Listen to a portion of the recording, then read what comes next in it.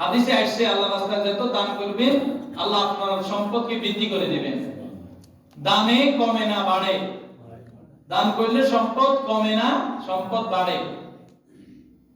আর এই দান করার মাধ্যমে আল্লাহ অভাব অনটন দূর করে দেন। হাদিসে আসছে দান করার মাধ্যমে আল্লাহ বলা মুসিবত দূর করে দেন। সাদকাতু তুরদ্দু বালা, বলা মুসিবত আল্লাহ দূর করে দেন। কিসের মাধ্যমে? দানের মাধ্যমে। বিপদ আপদ আল্লাহ দূরে সরায় নেন।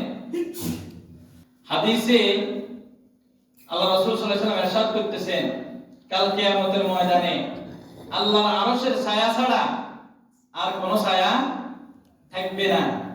ওই দিন সাতজন ব্যক্তিকে আল্লাহ আরশের ছায়া, নিজের আরশের নিচে ছায়া দিবেন, আগলে রাখবেন।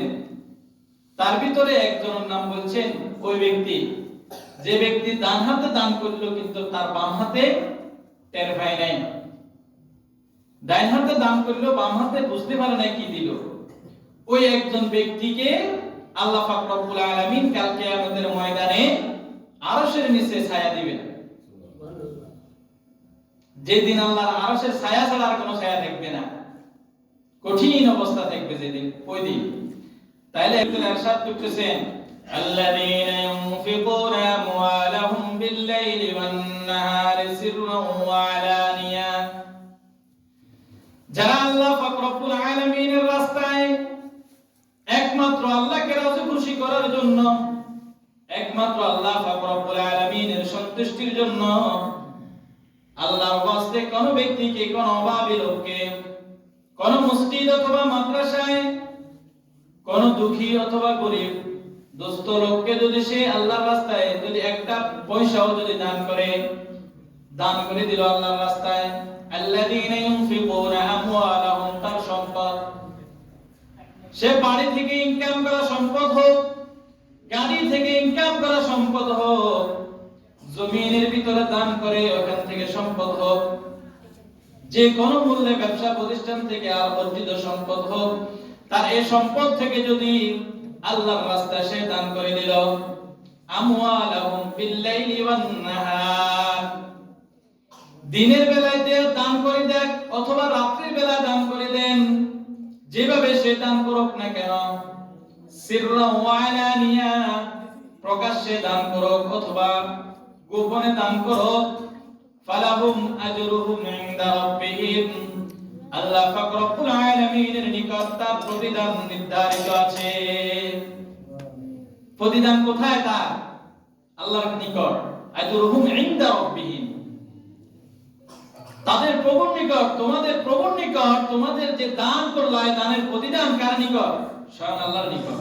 তা আমার এই দানটা গোপনে হোক আর প্রকাশ্যে হোক, দিনের বেলায় দিই আর রাতের বেলায় দিই।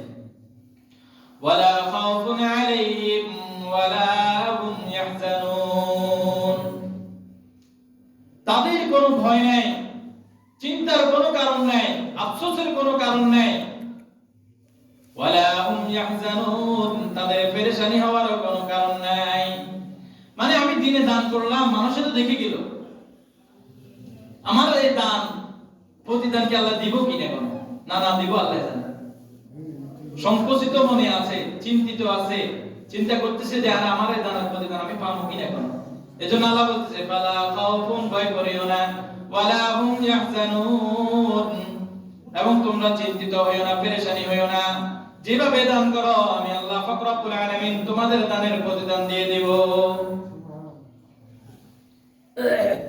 এই হাদিসের শানে নজুল কয়েকটা আছে, তার ভিতরে একটা এভাবে তাফসীর রূহুল মানির ভিতরে লিখতেছেন, হযরত আবু হুরায়রা রাদিয়াল্লাহু তাআলা আনহু একবার আল্লাহর রাস্তায় দিনের বেলায় 10 দিরহাম দান করে দিলেন, আবার আরেকবার রাত্রি বেলায় 10 দিরহাম আল্লাহর রাস্তায় দান করে দিলেন। আর একদিন আল্লাহর রাস্তায় গোপনে গোপনে 10 দিরহাম দান করলেন, আরেকদিন আল্লাহর রাস্তায় গোপনে গোপনে রাত্রি বেলায় একবার লুকায়িতভাবে দান করে দিলেন। দিনেও দান করলেন, রাতেও দিলেন, গোপনেও দিলেন, প্রকাশ্যেও দিলেন। মোট কত দিরহাম হলো? 40 দিরহাম। এখন সে চিন্তিত। কেন চিন্তিত হলো? গোপনেও দিলাম যেন আল্লাহ খুশি হয়, প্রকাশ্যেও দিলাম যেন আল্লাহ খুশি হয়, রাত্রেও দিলাম যেন আল্লাহ খুশি হয়, দিনেও দিলাম যেন আল্লাহ খুশি হয়। তবে সন্দেহ থাকি যাদের দিনে দিলাম যেন কোনো অসুবিধা হবে না, আল্লাহকে প্রতিদান দিব কিনা। আল্লাহ বলছে ওয়ালা খাউফুন আলাইহিম ওয়ালা হুম ইয়াহজানুন। আবু বকর সিদ্দিকের মতো লোকে যদি এরকম পেরেশানি অস্থির হতে পারে, এইজন্য আল্লাহ কোরআনের আয়াত নাযিল করে দিয়েছেন পেরেশানি হওয়ার অস্থির হওয়ার কিছু নাই, প্রতিদান আমার নিকট আছে, আমি দিব। কি বলেন? অনেক সময় দেখা যায় বাড়ির সামনে মাদ্রাসা করতেছেন, মসজিদ করতেছেন, কালভার্ট করতেছেন, ব্রিজ করতেছেন, সামাজিক যৌথ কাজ করতেছেন, রাস্তা বানাইতেছেন, কল বসাইতেছেন, সাঁকো হোম করতেছেন, সবাই মিলে কি করবেন? 100 টাকা 500 টাকা করে দিয়া ওটা বানাবেন, ঠিক না? এখন এই দেওয়াটা অনেকে দেখতেছে না যে এই দেওয়ার ভিতরে কি স্বার্থ আছে নাকি? এটা তো সবাই হাঁটবে, রাস্তা ভাঙি গেছে ঠিক করলাম, কালভার্ট আর পোল ভাঙি গেল ঠিক করলাম, এখন এই দামতে করলেন মানুষ দেখছে না? এখন মনের ভিতরে আসছে আমার এই দামটা তো মানুষে দেখে গেছে, প্রতিদান পাবো কিনা? আল্লাহ বলছেন না, প্রতিদান পাইবা চিন্তা করিও না। এটা আবু বকরের এই হাদিস দ্বারা প্রমাণ।